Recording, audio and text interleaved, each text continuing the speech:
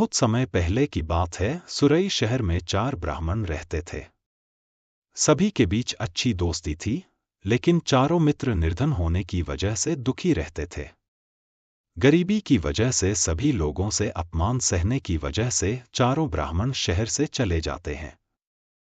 सभी दोस्त आपस में बात करने लगे कि पैसे न होने की वजह से उनके अपनों ने उन्हें छोड़ दिया, घर में ही बेगाने हो जाते हैं।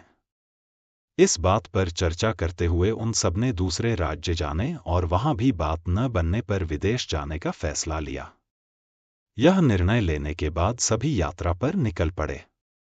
चलते चलते उन्हें बहुत प्यास लगने लगी, तो वो पास ही क्षिप्रा नदी में जाकर पानी पीने लगे। पानी पीने के बाद सभी नदी में नहाए और आगे की ओर निकल पड़े। कुछ दूर चलने पर उन्हें एक जटाधारी योगी दिखा। ब्राह्मणों को यूं यात्रा करते हुए देखकर योगी ने उन्हें अपने आश्रम आकर थोड़ी देर आराम करने और कुछ खाने का न्योता दिया। ब्राह्मण खुश होकर योगी के आश्रम चले गए। वहां उनके आराम करने के बाद योगी ने ब्राह्मणों से उनकी यात्रा का कारण पूछा। ब्राह्मणों ने अपनी पूरी कहानी सुना दी और कहा कि योगी महाराज गरीबों का कोई नहीं होता, इसलिए वो तीनों धन कमाकर बलवान बनना चाहते हैं। उनका निश्चय देखकर योगी भैरवनाथ बहुत खुश हुए। तब ब्राह्मणों ने उनसे धन कमाने का कोई रास्ता दिखाने का आग्रह किया। योगी के पास तप का बल था, जिसका इस्तेमाल करके उसने एक दिव्य दीपक उत्पन्न किया। भैरवनाथ ने उन ब्राह्मणों को हाथ में दीपक लेकर हिमालय पर्वत की ओर बढ़ने को कहा। योगी ने बताया, हिमालय की तरफ जाते समय यह दीपक जिस जगह गिरेगा, तुम वहां खुदाई करना, वहां तुम्हें बहुत धन मिलेगा। खुदाई के बाद जो भी मिले उसे लेकर घर लौट जाना। हाथ में दीपक लेकर सभी ब्राह्मण योगी के कहे अनुसार हिमालय की ओर निकल पड़े। बहुत दूर निकलने के बाद एक जगह दीपक गिर गया। वहां ब्राह्मणों ने खुदाई शुरू की। खोदते खोदते उन्हें उस जमीन में तांबे की खान मिली। तांबे की खान देखकर ब्राह्मण बहुत खुश हुए। तभी एक ब्राह्मण ने कहा, हमारी गरीबी मिटाने के लिए यह तांबे की खान काफी नहीं है। अगर यहां तांबा है तो आगे और बहुत कीमती खजाना होगा। उस ब्राह्मण की बात सुनकर उसके साथ 2 ब्राह्मण आगे बढ़ गए और एक ब्राह्मण उस खान से तांबा लेकर अपने घर लौट गया। आगे चलते चलते फिर एक जगह दीपक गिर गया। वहां खुदाई करने पर चांदी की खान मिली। यह खान देखकर तीनों ब्राह्मण खुश हुए। फिर एक ब्राह्मण तेजी से उस खान से चांदी निकालने लगा, लेकिन तभी एक ब्राह्मण ने कहा, आगे और कोई कीमती खान हो सकती है। यह सोचकर 2 ब्राह्मण आगे निकल गए और एक ब्राह्मण उस चांदी की खान को लेकर घर लौट गया। फिर आगे चलते चलते एक जगह दीपक गिरा, जहां सोने की खान थी। सोने की खान देखने के बाद भी एक ब्राह्मण के मन का लोभ खत्म नहीं हुआ। उसने दूसरे ब्राह्मण से आगे की ओर चलने को कहा, लेकिन उसने मना कर दिया। गुस्से में लोभी ब्राह्मण ने कहा, पहले तांबे की खान मिली, फिर चांदी की और अब सोने की। सोचो आगे और कितना कीमती खजाना होगा।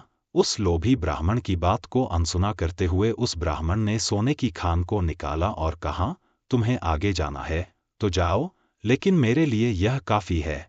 इतना कहकर वो सोना लेकर घर चला गया। तभी वो लोभी ब्राह्मण दीपक हाथ में लेकर आगे चलने लगा। आगे का रास्ता बहुत कांटों भरा था। कांटों भरा रास्ता खत्म होने के बाद बर्फीला रास्ता शुरू हो गया। कांटों से शरीर खून से लथपथ हो गया और बर्फ की वजह से वह ठंड से ठिठुरने लगा। फिर भी अपनी जान को दांव पर डालकर वह आगे बढ़ता रहा। बहुत दूर चलने के बाद उस लोभी ब्राह्मण को एक युवक दिखा, जिसके मस्तिष्क पर चक्र घूम रहा था। युवक के सिर पर चक्र को घूमता देख उस लोभी ब्राह्मण को बड़ी हैरानी हुई। लोभी ब्राह्मण काफी दूर तक चल चुका था, इसलिए उसे प्यास भी लग रही थी। उसने चक्र वाले व्यक्ति से पूछा, तुम्हारे सिर पर यह चक्र कैसा और क्यों घूम रहा है, और यहां पीने के लिए पानी कहाँ मिलेगा? इतना पूछते ही उस व्यक्ति के सिर से चक्र निकल गया और लोभी ब्राह्मण के मस्तिष्क पर चक्र लग गया। हैरानी और दर्द से तड़पते हुए ब्राह्मण ने उससे पूछा, ये चक्र मेरे सिर पर क्यों लगा? अजनबी युवक ने बताया, सालों पहले मैं भी धन के लालच में यहां तक पहुंचा था। उस समय किसी और के मस्तिष्क पर यह चक्र घूम रहा था।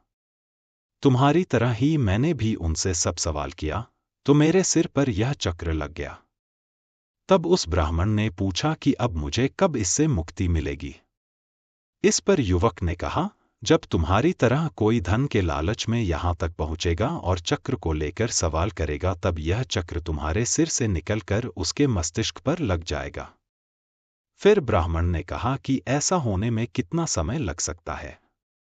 इस सवाल का जवाब देते हुए युवक ने कहा, मैं राजा राम के काल से यहां हूं, लेकिन मुझे पता नहीं कि अभी कौन सा युग चल रहा है। तुम इसी से अंदाजा लगा सकते हो कि कितना समय लग सकता है। इतना बताकर वो युवक वहां से चला गया और ब्राह्मण मन ही मन बहुत दुख हुआ और चक्र के घूमने से हो रहे दर्द से उसके आंसू निकलने लगे। कहानी से सीख। लालच हमेशा व्यक्ति को कष्ट और मुश्किल में डाल देता है। इसलिए हमें जितना मिलता है उसी में संतोष करना चाहिए और हर अवस्था में रहते हुए खुशी खुशी जीवन जीना चाहिए।